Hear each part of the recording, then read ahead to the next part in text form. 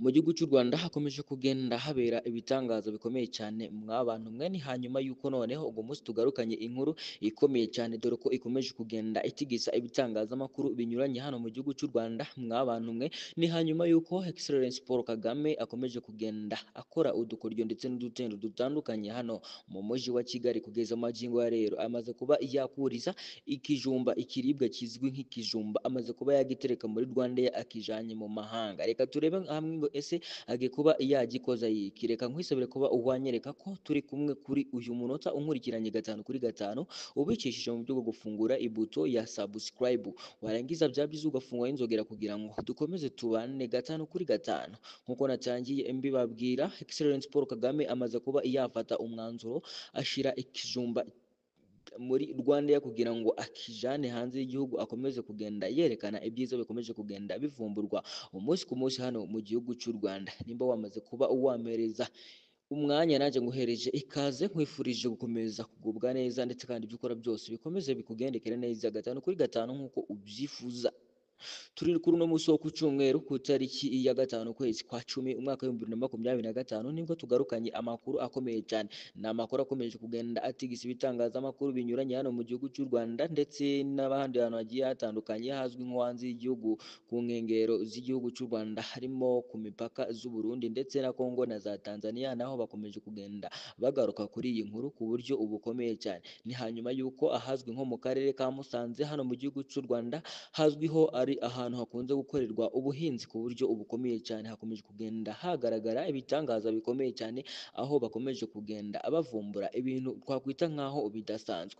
Nyemerera twahasure turebe abaturage baho amakuru baduhaye, ese ubundi ari ivumbi cyangwa naryo. Ariko ngenda gushishikariza ko amakuru baduhaye atari ivumbi, kuko ni amakuru akomeye cyane, ni amakuru aryoheye kuyumva ndetse kandi akomeje kugenda ashimisha amatwi y'abaduteze amatwi, bari komeza kugenda baduhereza ibitekerezo byabo muri komenti, bakatubwira buri wese uko abyumva. Nawe ngiye kunyuramo inkuru muri makeya, nuza kugira uko we wakuyungura igitekerezo cyangwa se n'ibindi bintu bigiye bitandukanye, uze kuba watubwira muri komenti kugira ngo tubone uko twakomeza kugenda tubana umunsi ku munsi. Ni hanyuma yuko hamaze iminsi hagaragara udukoryo tugiye dutandukanye mu tundi turere ndetse n'ibyago bikomeye cyane ndetse n'ibindi bintu bigiye bitandukanye, kugeza kuri uyu munota aho rero tuzanye inkuru itangaje ikomeje kugenda ibera hariya mu karere ka Musanze. Kugeza magingo ya Excellence Paul Kagame nibwo yahagurukaga akerekeza mu karere ka Musanze akajya kureba ikijumba kinini cyane cyagaragaye gifite ishusho y'umugore munini.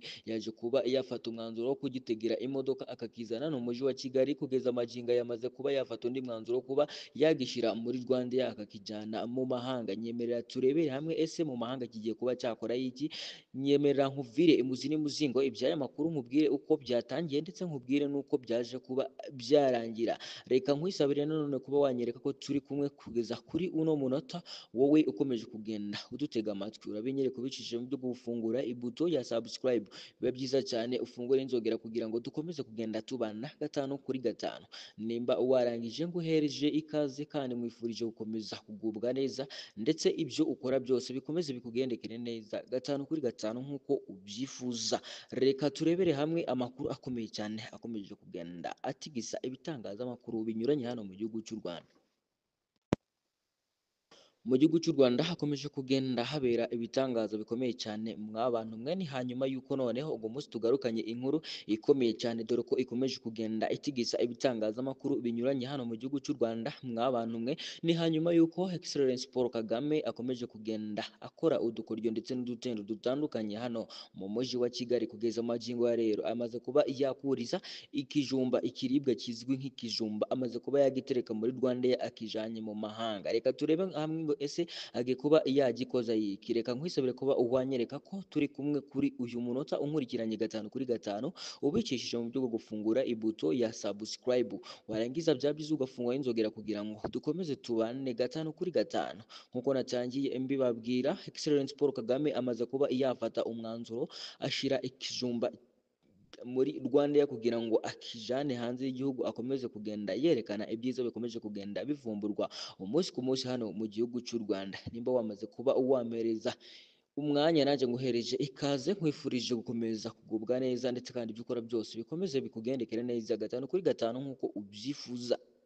Turi kuri uno musi wo ku Cumweru ku tariki ya 5 ukwezi kwa 10 umwaka w'2025 nibwo tugarukanye amakuru akomeye cyane. Ni amakuru akomeje kugenda atigisa ibitangazamakuru binyuranye hano mu gihugu cy'u Rwanda ndetse n'abandi hantu hagiye hatandukanye hazwi nko hanze y'igihugu ku nkengero z'igihugu cy'u Rwanda harimo ku mipaka z'u Burundi ndetse na Kongo na za Tanzania naho bakomeje kugenda bagaruka kuri iyi nkuru ku buryo bukomeye cyane. Ni hanyuma yuko ahazwi nko mu karere ka Musanze hano mu gihugu cy'u Rwanda hazwiho ari ahantu hakunze gukorerwa ubuhinzi ku buryo bukomeye cyane, hakomeje kugenda hagaragara ibitangaza bikomeye cyane aho bakomeje kugenda bavumbura ibintu twakwita nk'aho bidasanzwe. Nyemerera tuhasure turebe abaturage baho amakuru baduhaye, ese ubundi ariho ivumbi cyangwa naryo? Ariko ngenda gushishikariza ko amakuru baduhaye atari ivumbi kuko ni amakuru akomeye cyane, ni amakuru aryoheye kuyumva ndetse kandi akomeje kugenda ashimisha amatwi y'abaduteze amatwi, bari gukomeza kugenda baduhereza ibitekerezo byabo muri komenti